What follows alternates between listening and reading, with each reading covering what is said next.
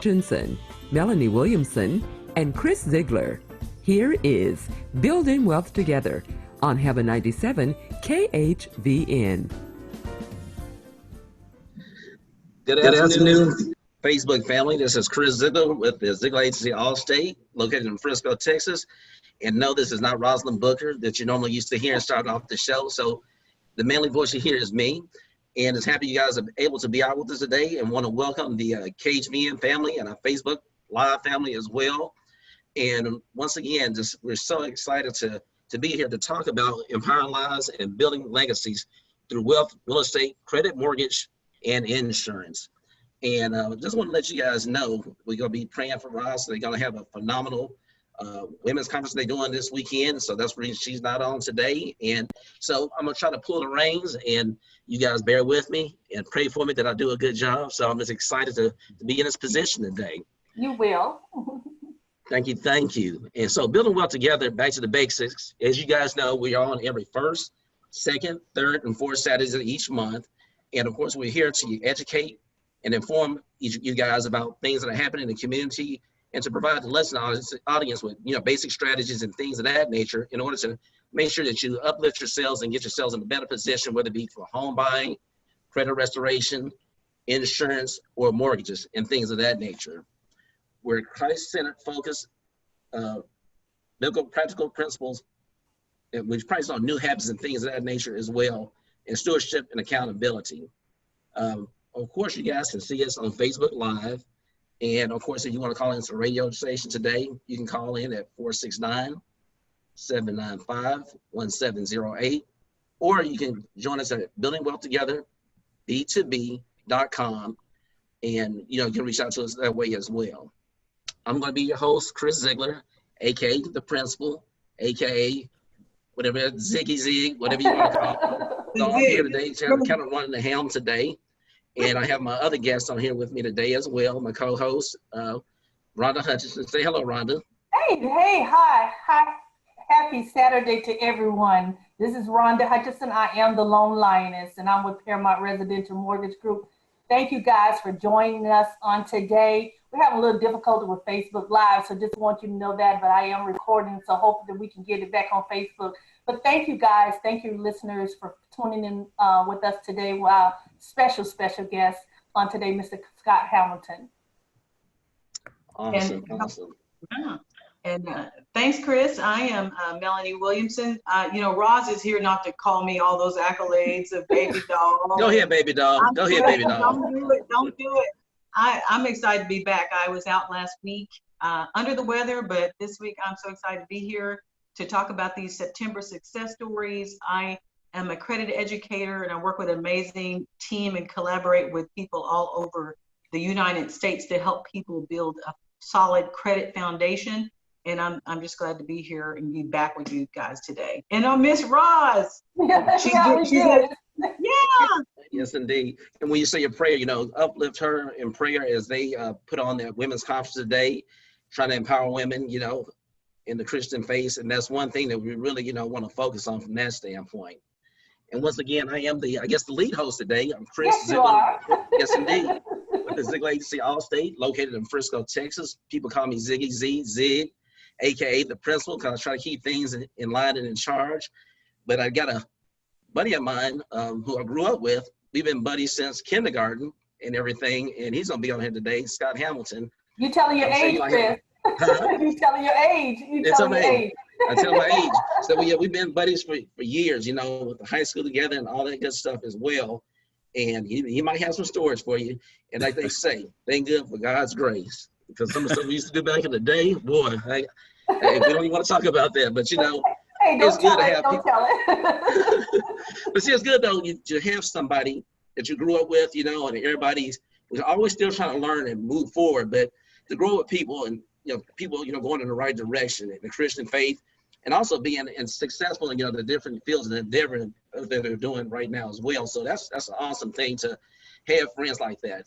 But once again, like my dad used to say, I had a lot of friends that were successful, but my dad used to always say Chris had friends that were doctors, attorneys, and lawyers and things like that. But some guys took the wrong turn. He used to say some of them ended up in the pen. But and some of those guys who did end up in the pen have, by grace of God, have turned their lives around. So sometimes we all go in different directions sometimes, and things happen from that standpoint. So, but no matter what, you just want to make sure that you're always a friend, and foremost be a brother in Christ or a sister in Christ in those type of situations. You never want to turn your back on anybody from that standpoint, because that's what Christianity is all about. You know? Yeah. Yes, indeed. Yeah, and I guess maybe on that thing, Mel, why don't you open us up in prayer? Yes. Father God, we come to you right now just thanking you for this opportunity just to be alive and have breath running through our lungs.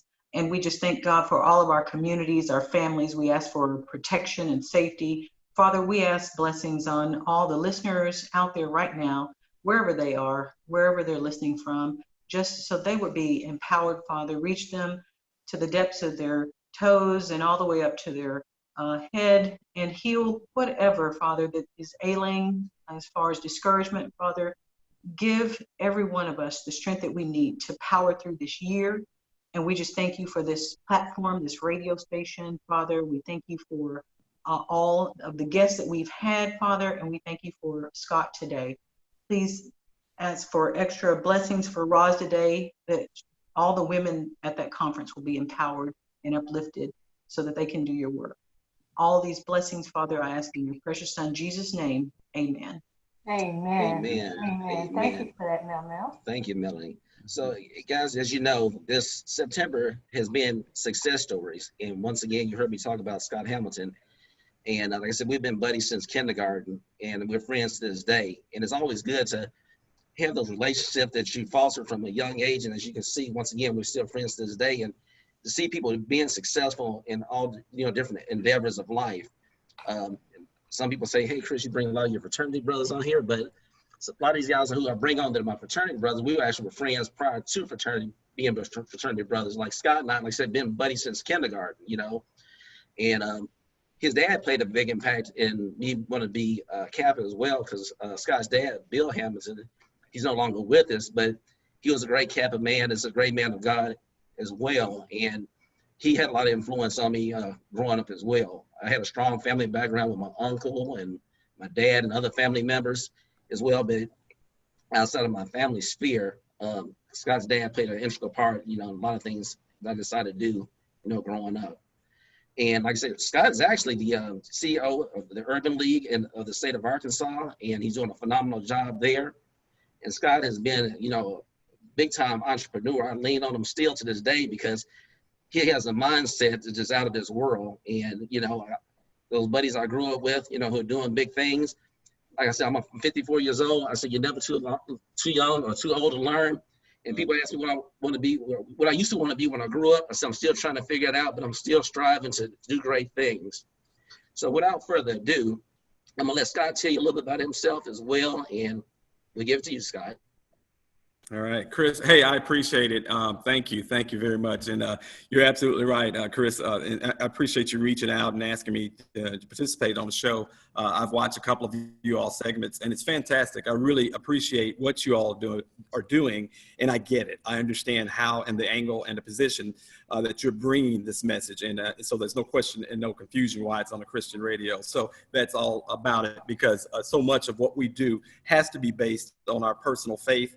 Without that, there's nothing you can do. You can certainly try to make strides, but you will never succeed if you do not follow and believe in our higher spirits, as people would say. But as I'm going to say, you better believe in God, because God can do great things. So with that, let me get started. As Chris said, Chris and I did grow up. I'm much younger than Chris. See, I started school like Chris said he was 54, so I'm much younger than Chris.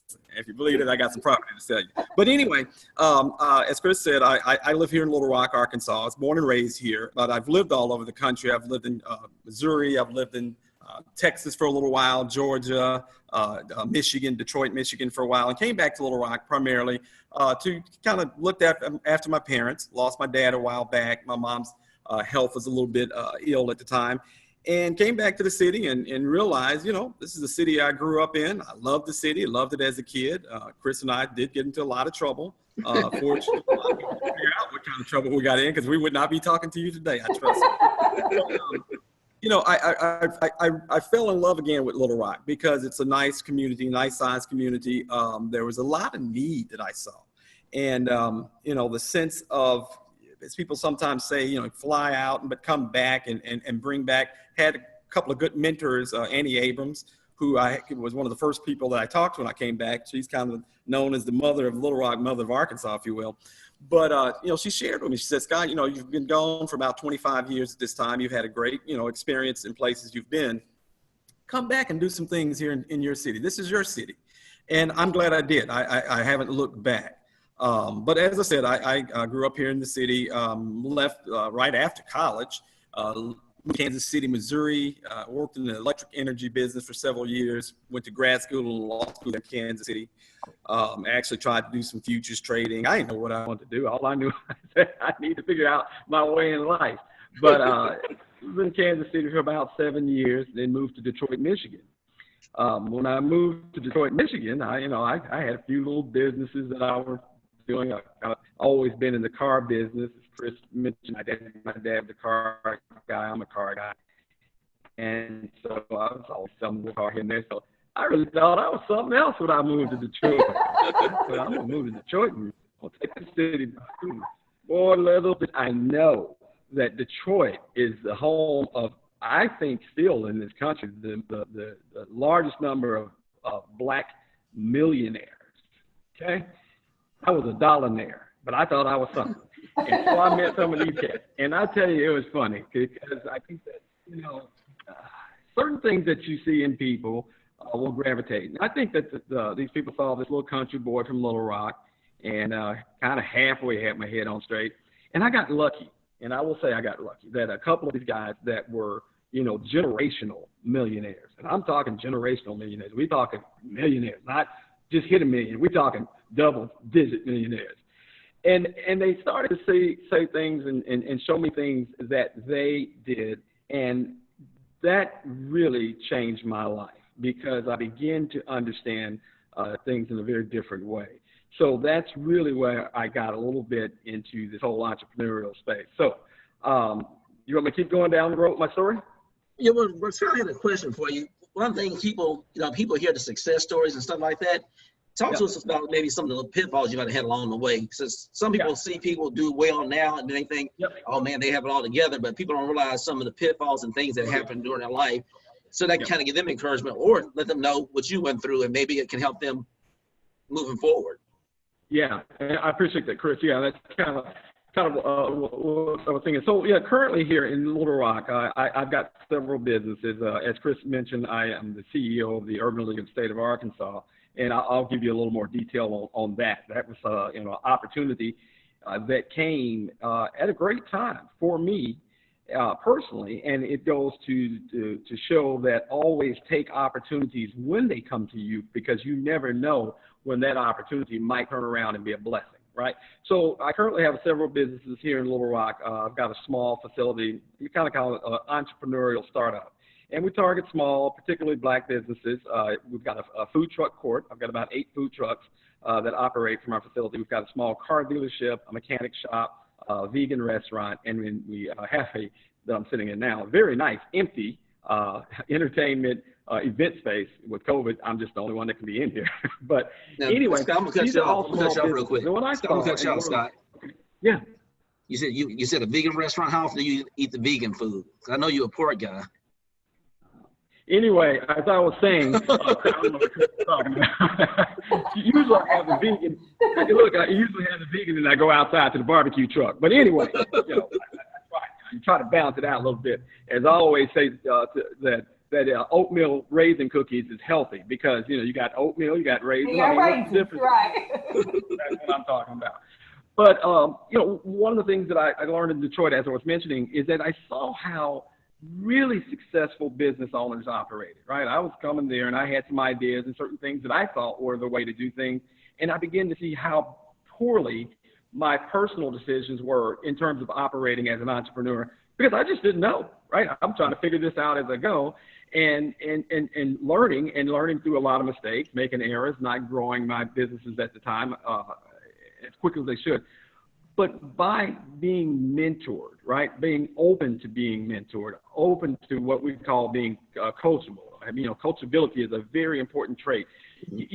You can certainly begin to learn how to do things a lot better, a lot quicker, without having to make all the mistakes on your own. So my first suggestion is always be open, always listen. You got 2 ears, 1 mouth. There's a reason for that, right? Use some things on the side of your head, because people will share things with you if you listen.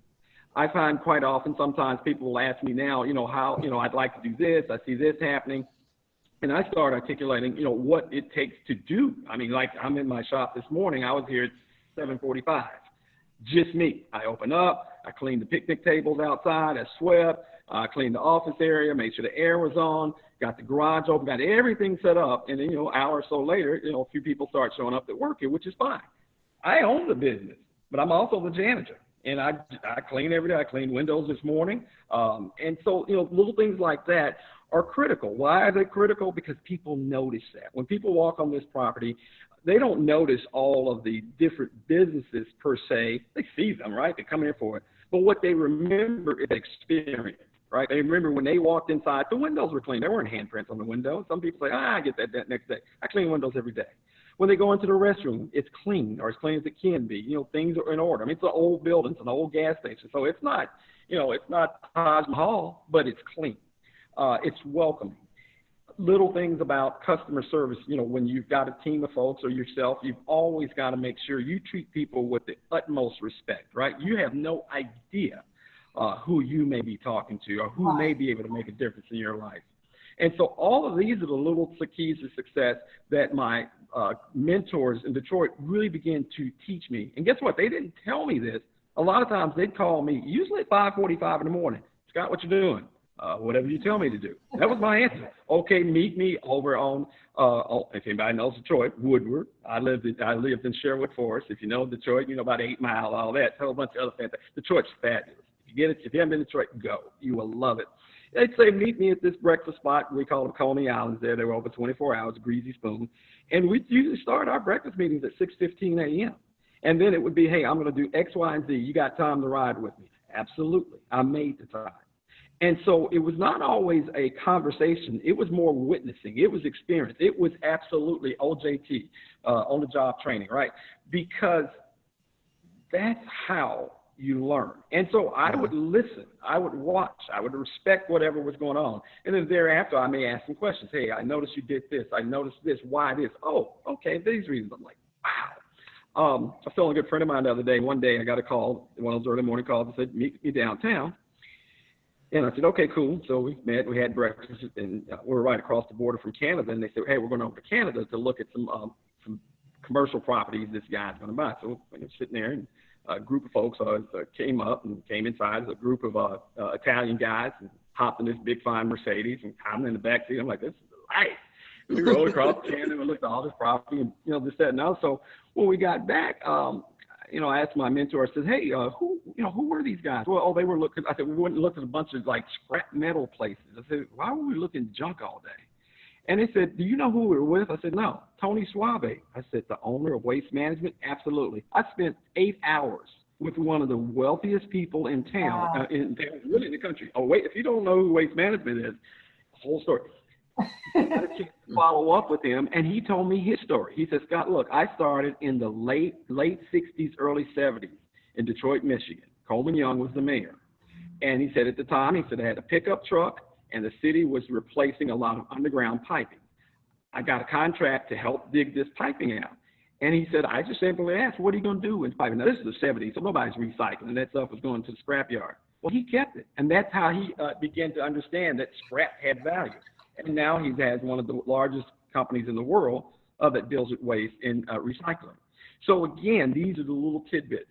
There was a restaurant in Detroit that I used to go to after work. It was actually a place where you could have soda pop. Scott, I'm going to cut you off real quick. I hate to cut. We're going to pick up that point here in just a minute, but we're going to have to hear from our sponsors.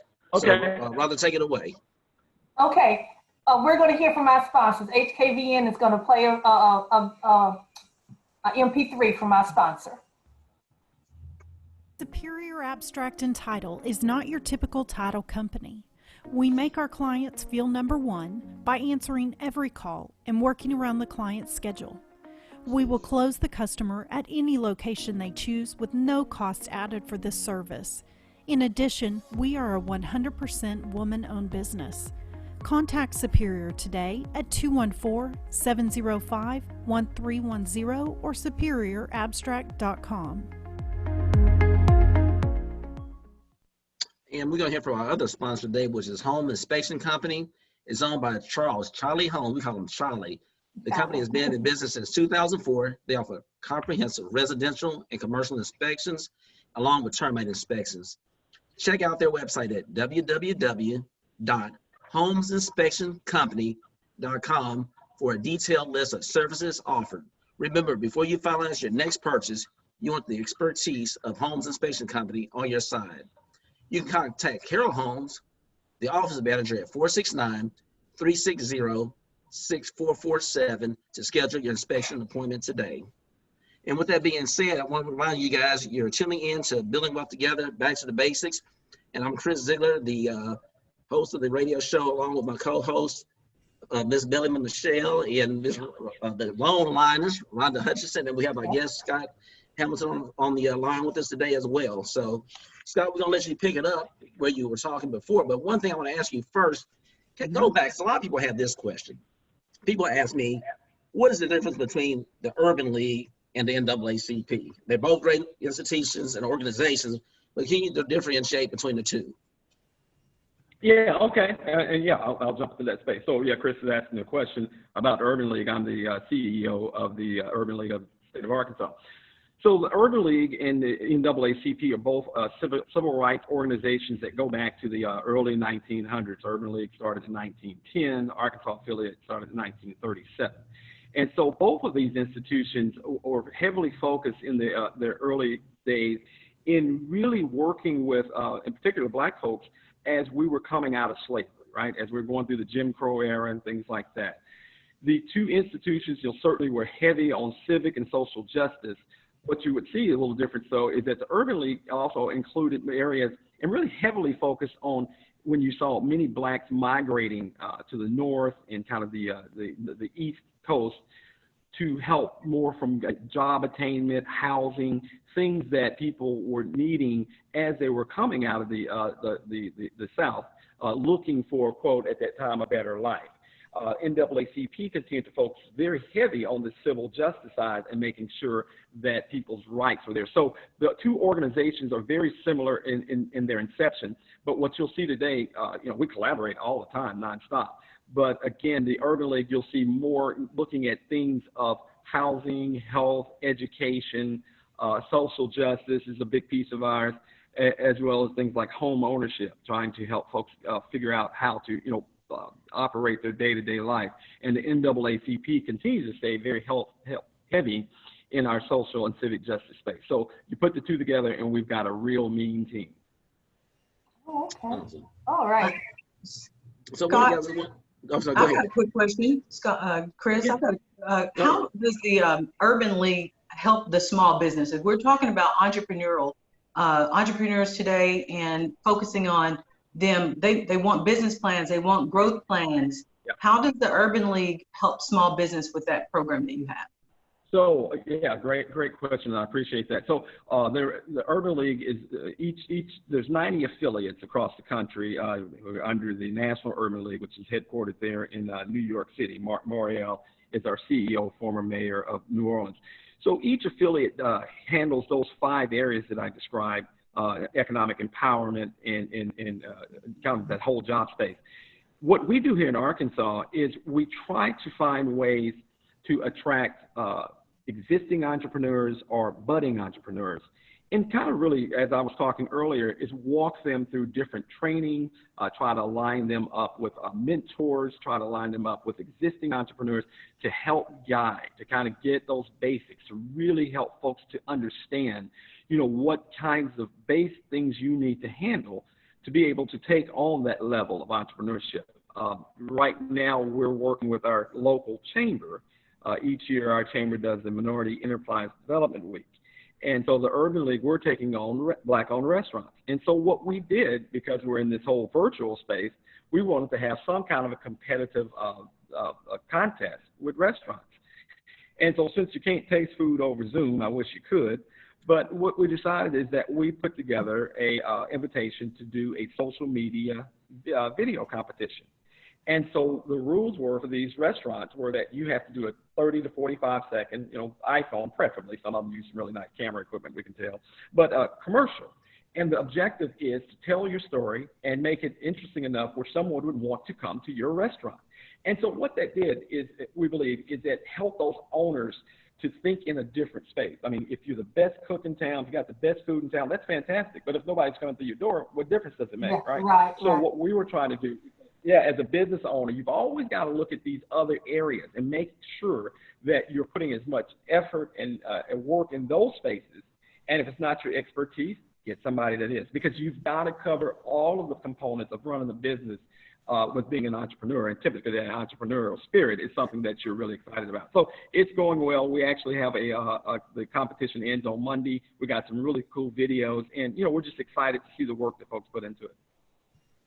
That's awesome. So go ahead.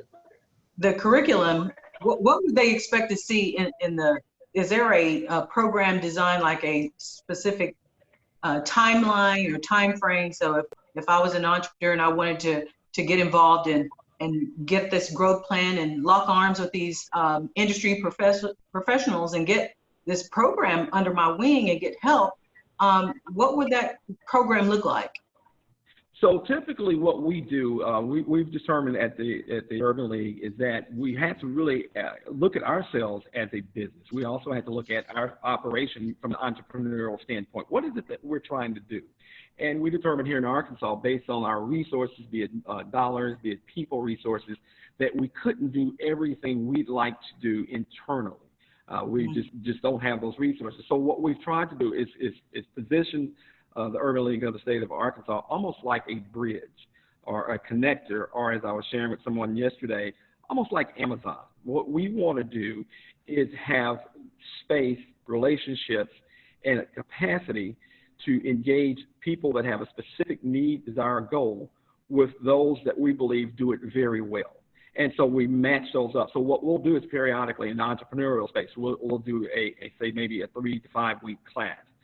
We will then go out, and if there's a specific area, we'll try to find the best that we can and then broker those relationships, broker those seminars, broker those meetings.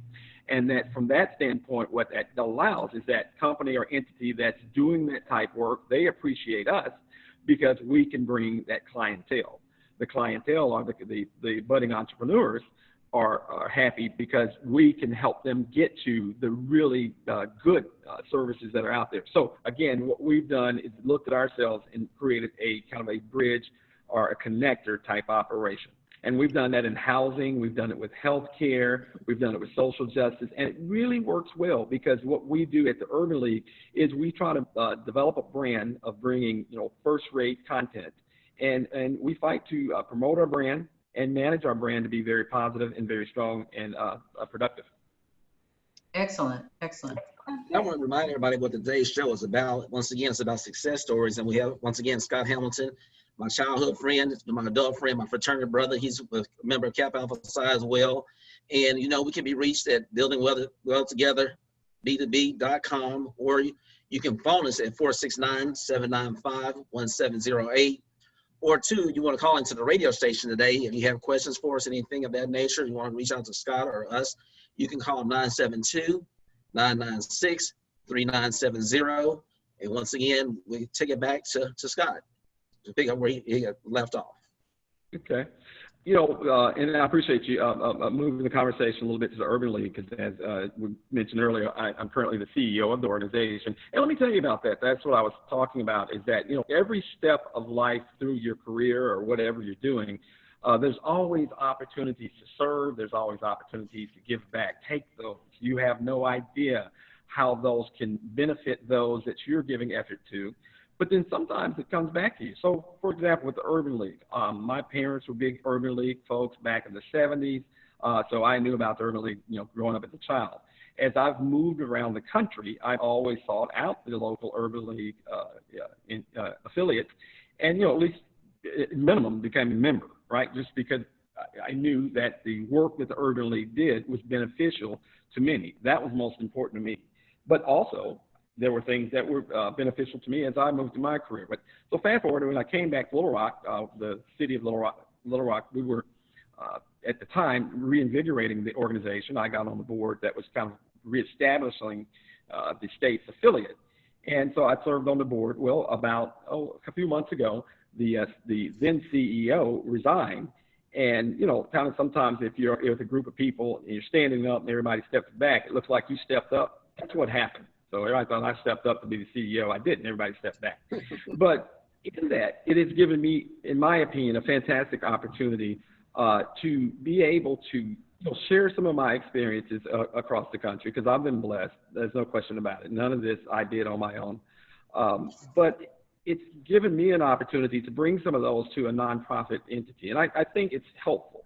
Also, it gave me something to do. At the time, I needed something to spend my time on, and it's been really a great opportunity. We've got a large group of what we call young professionals. Those are folks that are under 40. I just barely missed that, but you know, it's a good chance to share with those groups, because I think it's important for those us that have done things and they've worked out. I won't call them necessarily success. I mean, just by the grace of God, they worked out. I think that it's incumbent that we share those, and as many platforms as we can. I think that's important. So that's kind of my role here at the Urban League. That's why I'm really excited about it. And again, like I said, it's one of those things that when the opportunity came, I had that background. I knew the Urban League. I've been involved with the Urban League for 30 some odd years. So it was something that allowed me to move into this space. And, you know, we know what's going on in our country right now, post George Floyd, we got COVID situations, and all of these things are increasingly and more disparately affecting Black folks.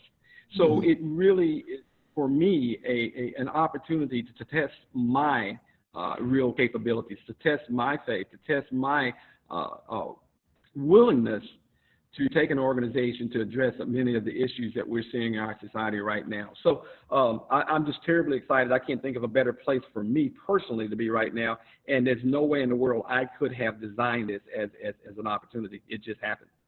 Right. I still have a question for you. Go ahead, Rhonda. Okay. So yeah, I have a question. And that's what I was thinking, and I was talking. I know that you just didn't wake up one day and say, okay, you know, I'm over the Urban League. But kind of tell our audience kind of maybe your endeavors, maybe on a professional level, you know, where you maybe some of the pitfalls, maybe some of the challenges, and maybe some of your successes, because we know the topic is success. So give us some of your personal, you know, stories. And I mean, where you go into depth, you know, if you want to put a surface on it or you want to go into depth, that's up to you. But just give us a little bit about you and your personal, or your professional rather, endeavors. Yeah, okay, and I appreciate it. And as I mentioned earlier, I have started and destroyed more business opportunities than you can imagine. More of them have failed. Some of them have been successful.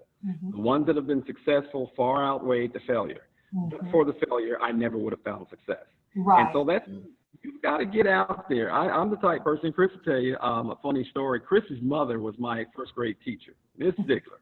And so I was this rambunctious, just absolutely way too much energy, bad kid. My parents would tell you I was horrible. They don't even blame me.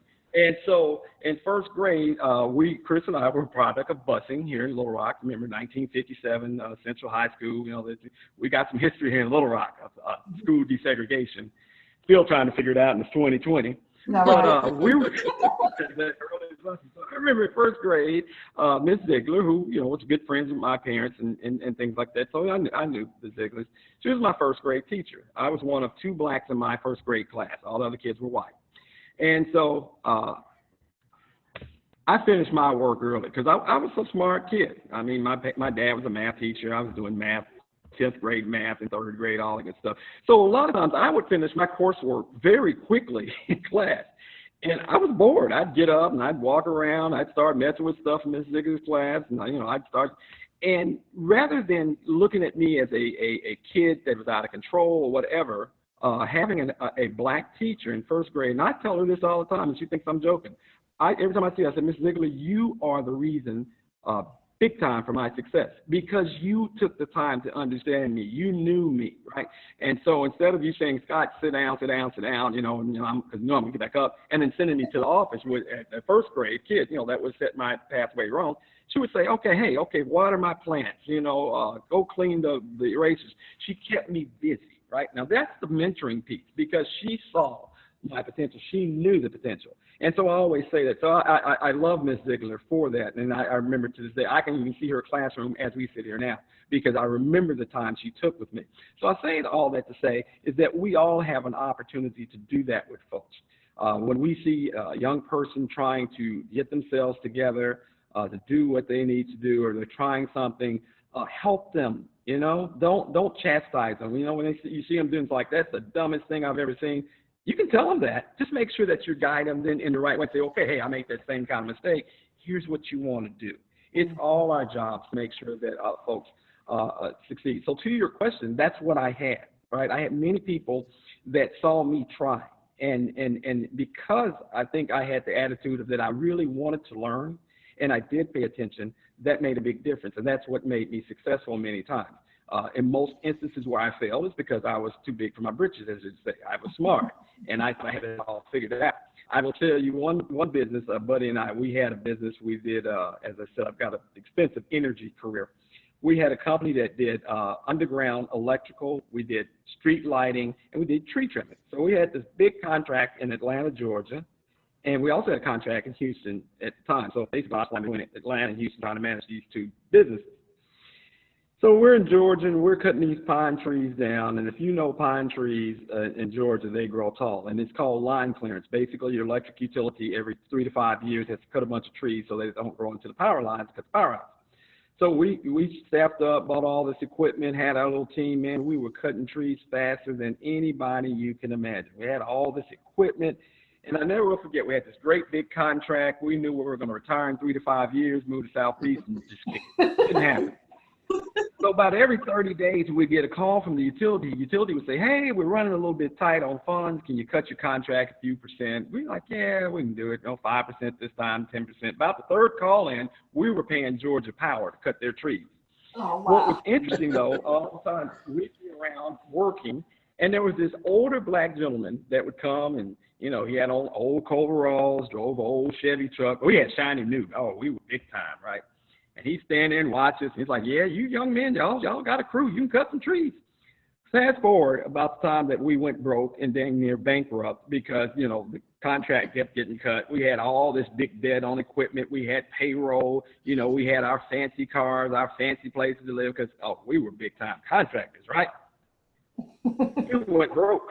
So the only way we could survive was to sell our equipment. So we put our equipment on auction. Guess who bought our equipment? The old man with the little raggedy truck came and bought all our pennies on the dollar. We're sitting there looking like idiots. I mean, I had to sell my fancy car. I wish they had Uber back then. I was riding MARTA. And so, so he finally came to us and he said, Scott, he said, I like y'all. He said, let me tell you something. He said, this company does this every 5 to 6 years. They've determined that not having in-house tree trimming is cheaper. They get a couple of idiots like y'all. They pulled y'all out of Detroit. And y'all cut all the trees. They didn't pay you much, and now you're broke. And so we're sitting there going like, wow. So one of the things he did, though, is he vouched for us because we never treated this guy with disrespect. He came on a lot. Like I said, we didn't know who he was. He was just a guy that was nosy, right? But we'd stop, talk to him. If we'd go to lunch, hey, come on and go to lunch. He said, I like y'all, though. He said, I'm going to speak up to Georgia Power. And we were able to acquire a different type contract, which allowed us to be successful. And that was simply because of relationship. This is a guy in an old beat-up Chevy. He's a multimillionaire after we figured it out. But that's what I'm saying, is that every step of the way, be willing to learn, right? Know your limits. Understand that you don't have all the answers, that people before you that you may think are not as savvy as you, or, this person's, of a different generation, so they don't understand how to use TikTok. Who cares? All the things that we do right now have the same basis in something in a previous generation. And there is a model, right? There's a model always to success. That's what you've got to figure out. What's the model? Now, the magic in being an entrepreneur and winning, how do you tweak that? How do you make it a little different? How do you differentiate it from the next person? That's the fun part. That's the competitive part. That's where you have to have the focus. But you've got to be able to understand the base objective of what you're doing. And most important, you've got to treat people with respect, because you never know who down the road is going to be the one that's going to save your butt when you run out. And that's been the key to my success. I sure hated losing that car in Atlanta. And that tow truck came and repoed that thing. I was like, it was sad. It was a sad day. You see, Scott, you hit the nail on the head. You hit the nail on the head big time. And that's the whole premise of this show, you know, sharing our experiences, the success, the failures, because, you know, a lot of people always want to, like I said, you have to know the story before you know the glory. Some people want to make it look like they're flossing, like they never went through anything. And that's the whole premise of this show. And they say, well, you know, they say, help somebody else reach one, bring one, whatever that little saying is, you know. Each one teach one. Say that again. Each one teach one. Each one teach one. There you go. Each one teach one. See, hey, I got my back up right there. So and that's the whole premise of this show, because I know a lot of times people think, like, I've had different businesses and stuff like that. And I've actually given my business plans to people. How much did you charge? I said, nothing. Well, why'd you do that? Right. I said, well, they gonna infringe on your business. They gonna take business away from you. I said, no. It's enough business out there for everybody. I want to see other people be successful. Now, sometimes people say this might be a little arrogant, but I say it's just confidence. I'll tell you, I'll give you my playbook. I'm still gonna win the game.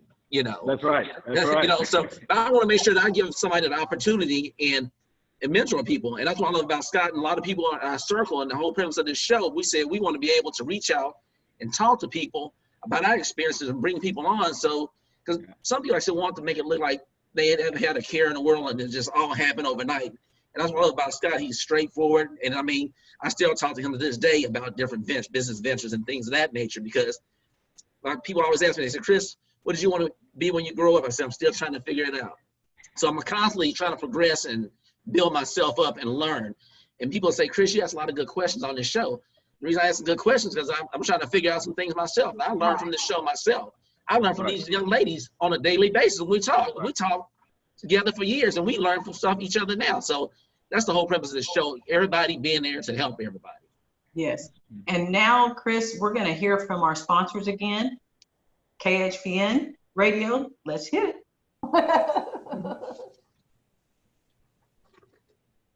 Abstract and Title is not your typical title company. We make our clients feel number one by answering every call and working around the client's schedule. We will close the customer at any location they choose with no cost added for this service. In addition, we are a 100% woman-owned business. Contact Superior today at 214-705-1310 or superiorabstract.com. And hey guys, I want to talk about our other sponsor for today. It's a Homes Inspection Company, and it's owned by Charles. We call him Charlie Homes. The company has been in business since 2004. They offer comprehensive residential and commercial inspections, along with termite inspections. Check out their website at www.homesinspectioncompany.com for a detailed list of services offered. Remember, before you finalize your next purchase, you want the expertise of Homes Inspection Company on your side. And you can contact Carol Holmes, who's a lovely, sweet lady. Of course, that's Charlie's wife, the office manager, at 469-360-6447 to schedule your inspection appointment. Well, right now, you're just tuning in to Building Wealth Together Radio. I know, Rhonda, if we had any questions, do we have any questions coming in or anything like that? We don't have any questions, not now. All right. Well, questions. That's okay, because I've got one. And hey, Scott, the number I saw on your the National Urban League website that the #1 challenge facing 80% of small business owners is the lack of capital and cash flow. How is the Urban League helping entrepreneurs overcome this hurdle? Yeah, you're spot on. I mean, that is absolutely one of the biggest challenges that small businesses have. So what we've done is that we've begun to develop relationships with a lot of our banking institutions here in Arkansas. and having those types of conversations with the bankers. What do we hear back? Well, you hear very traditional models of, well, you got to have certain credit, assets, all of that good stuff. We've done some work with the Small Business Administration, SBA. We've done things with our local universities who also are kind of in that space, have partnerships with the Small Business Administration. And so what we've tried to do is identify different strategies. One that we're kind of looking at are things like loan loss reserves, right? What we're trying to figure out is that can we find larger companies or institutions that are out there that are willing to put up a little bit of capital, so that if there's a business or startup business that may not have that down payment, that may not have those assets, can we, and as I said before, our role as the Urban League is trying to broker relationships and partnerships, can we put these two entities together to create a collaboration? If that can work, then that small entity, startup, might be able to come to the table with the bank and say, hey, I've got some assets here, I've got some collateral, here is my partner. What does that mean? Several things. It means, you as that startup have to be willing to do what you got to do. A lot of times we want to fly, you got to get on the plane. You can get on top of that building and try to flap your arms. It's not going to work out very well. You can keep saying you're going to do it. You keep doing it till you're blue in the face. It ain't going to happen. But what you can do is that if you are true at what you're doing, and one of the things that we try to do at the Urban League too is a vetting process. A lot of people say, hey, I want to be my own boss. It's a good thing, and it's hard work. As I said, I was down here early this morning cleaning tables and toilets, right? That's what I do as an entrepreneur. But you've got to be willing. Sometimes you may have to change your business plan, your business model. You might have to bring in a partner. You might have to go through a different avenue to get you where you need to be. Because, again, banks are not going to change their lending policy just to accommodate you because you're a nice person. They're just not going to do it. It's all about risk. And you have to, as an entrepreneur, respect and appreciate institutions that you're looking to for support. You can't get mad. If you're at the lending officer and the officer saying, hey, everything looks good, you got a great plan, I need 20% asset collateralization. If you don't have it, you don't have it. You can't sit there and say, well, can we do it for 15? No. Respect me, that's my rules. But what we can do at the Urban League is say, okay, let's find a partner, maybe someone that might mentor you. Maybe you, as they do on Shark Tank, maybe you're going to have to give up 15, 20% of your ownership for the short time. Who cares? If that first one is successful and you got 51% and that leverages you to get to the next one that's at 70%, the next one's at 90%, and then you get 100%, as a good friend of mine who's building houses right here in Little Rock, and then you go back and buy all your stuff. Yeah, it took you 10 years, but guess what? Now you got 7 businesses. So a lot of times your mindset can't be, oh, this is the way I'm going to do it. Oh, this is not sticking, this is not working for my plan, I'm not going to do it or I'm going to get mad. No, you figure out how to make it work. The businesses that I've started, not a single one of them follows any structure or strategy that I had initially. Not one, other than I need to figure out to survive. Hey, so I got a quick question for you. With Urban League, are you guys partnering with any colleges and universities, specifically like the HBCUs, like you have Philander Smith College right there, and you have University of Arkansas Pine Bluff UAPB right down the road? Does the Urban League partner with them? Because I think if you are, let us know what you're doing. But if not, I think that would be a great focus for you guys too, because that's the time they really need to know, probably before then, probably in high school, to start learning about these things and kind of infiltrate them early. So when they do get to college, they can kind of know how to prepare themselves and move forward when they get into the workforce. So you're speaking to kind of our whole education, youth development pillar of the 5 that we have at the Urban League. And absolutely, one of the things that we focus on, we've got several programs. One that we have where we target, young folks and really kind of get their minds prepared for college. Everything is about preparation. You cannot just walk into a space and make it happen. Chris, you may remember Thrasher Boys Club where we learned to swim.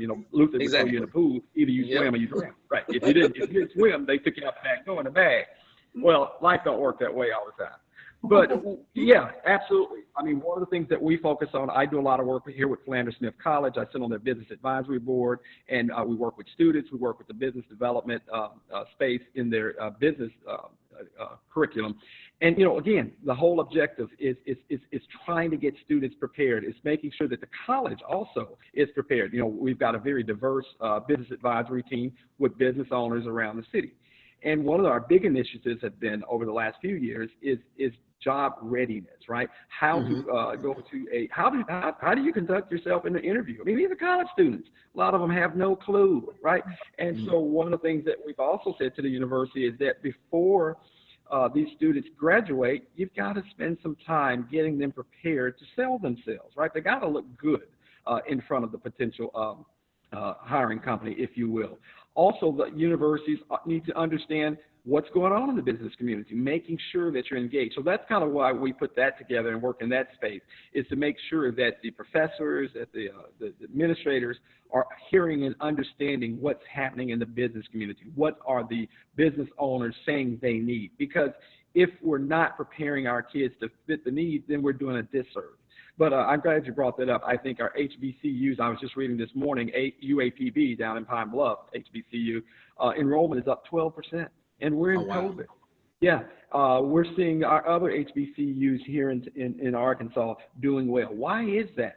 Because these institutions have taken the time to figure out we've got to serve our kids. We've got to serve kids that have the need to try to get through, where we are now, and they're coming up with creative manners to do that. So yeah, Chris, great question. That's one that we're very heavily involved, because again, we believe our HBCUs are a fantastic source for us to then, as I said, act as a conveyor or a bridge. When you've got entities out there saying, we can't find nobody, we say, we got a whole bucket load of them right here, and they're ready. You can't just have a bucket. The bucket needs to be ready. They need to be prepared, and that's what we're working on vehemently right now. I'm gonna flip the script on you real quick, Scott, too, from this standpoint. Everybody's not college material or even want to go to college. What does Urban League do for people who don't want to go to college? There's a lot of opportunities I know that are out there for people who don't even want to go to college. Do you have something that the Urban League can do from that standpoint? Could you share that with us? Absolutely. Chris, I don't know if you read my mind, my script, or you just maybe you follow me on social media.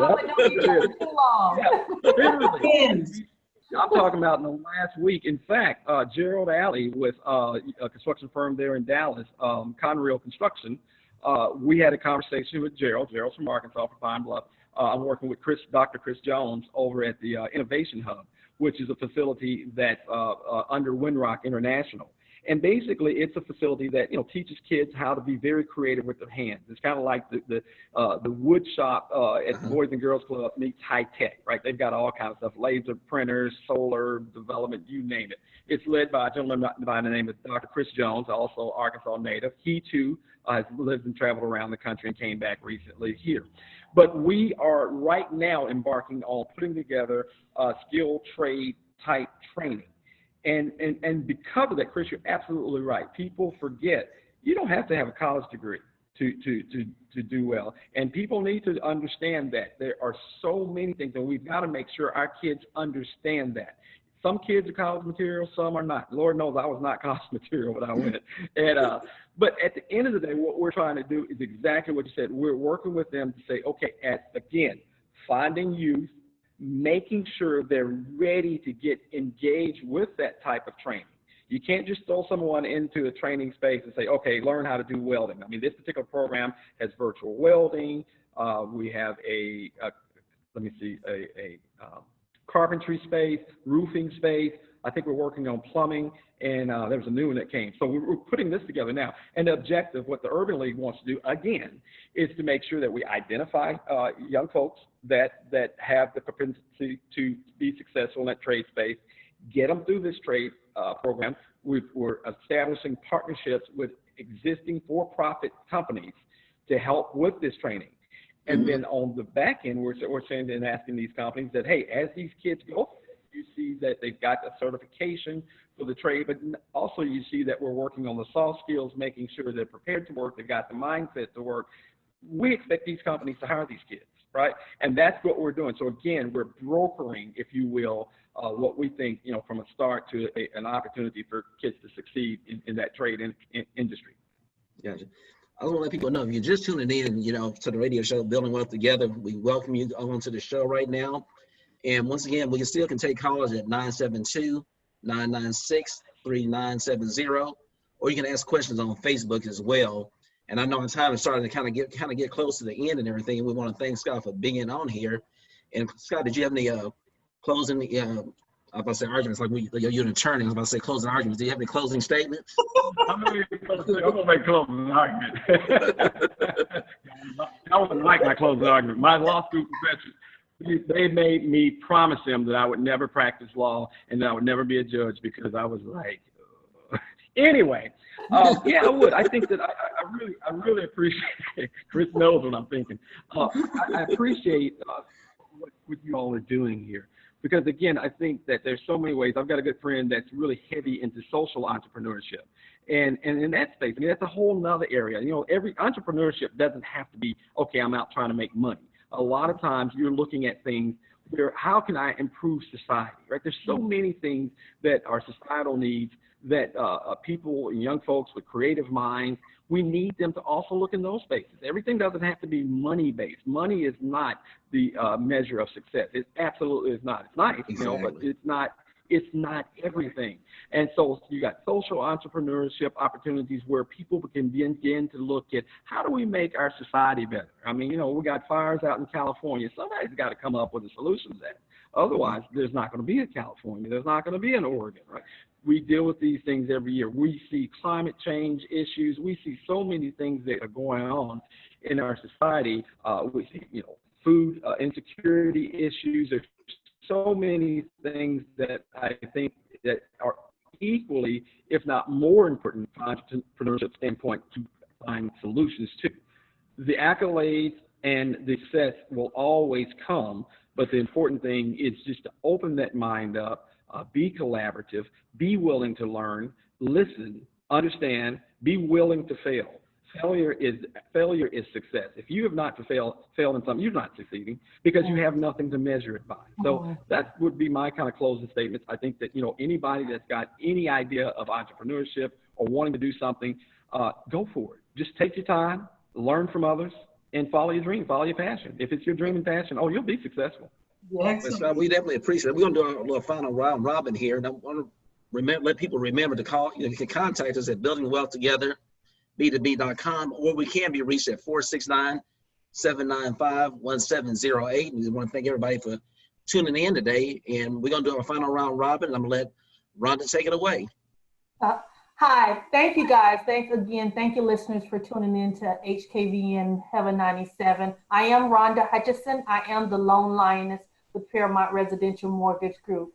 Please give me a call at 214-856-3747. Once again, that's 214-856-3747 for any residential mortgage lending needs. Melanie. Yes, Melanie Williamson. They call me Melanie Michelle. And you can reach me for credit education, credit restoration, get that new business started, get that credit looked at first for home ownership as well. You can reach me at 469-403-8394. And once again, I'm Chris Ziegler with the Ziegler Agency Allstate, located in Frisco, Texas, where you get customer service with a personal touch, and I service the whole state of Texas. And I can be reached at 214-870-4269. And Scott, we definitely want to thank you from the top of the bottom of our hearts, rather, for being on the show today. And guys, like I said, we used to Roz running the show and everything, so we got on the backup quarterback today. So I stepped in. So hopefully I did a good job. Y'all can let me know. You did an excellent job. Scott, somebody, I'm gonna let you close it out with it. Scott, somebody typed in, they said, "Is the street Scott Hamilton Little Rock named after you?" That's the best question going. So at this age I am now, I can say absolutely, it's my street. As a kid, it was my objective to go borrow a sign. I never did. I'm a little too old to go get a sign. No, it's not named after me, but you know, it works very well. When I say my name, people are like, street named after you. Yeah, all right. We're signing out, you guys. Okay. Well, Scott, thank you for being with us. Thank you for being with us, Scott. And we'll see you guys on the next time. See you next Saturday. Okay. Bye-bye. Bye-bye. You have been listening to Building Wealth Together. Be sure to follow this program on Facebook and Instagram. And for more information, call 469